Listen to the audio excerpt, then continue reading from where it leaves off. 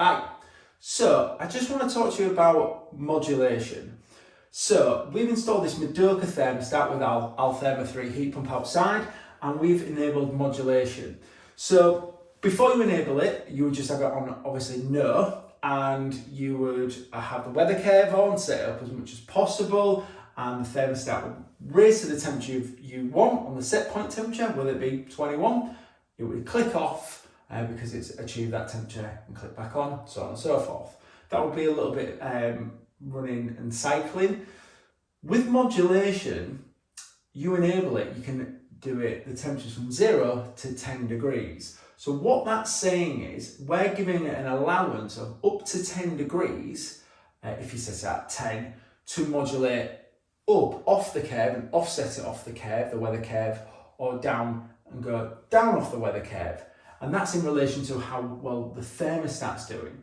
So if we set at 21 and it's doing its job and it's doing really well, it's going to say, hold on, I'm doing quite well here. I can start offsetting off that weather curve to the allowance that you've given me. So I've set this at 10 and maximum because I know that the radiators are big enough, I know the heat pump's big enough, and I know that the pipe work's correct. So I want to give it its maximum offset modulation it can do.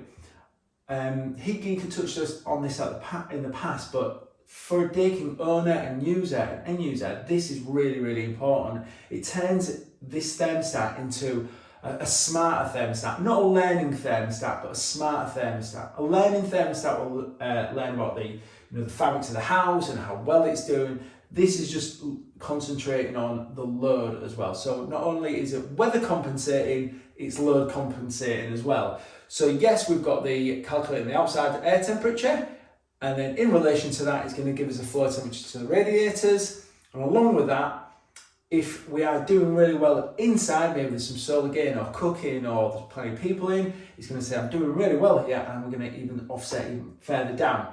So that's been a bit of a game changer for us, and we're enabling it to all of our Daikin heat pumps now going forward. There is going to be some trial and error, whether it goes up to 0 or 10.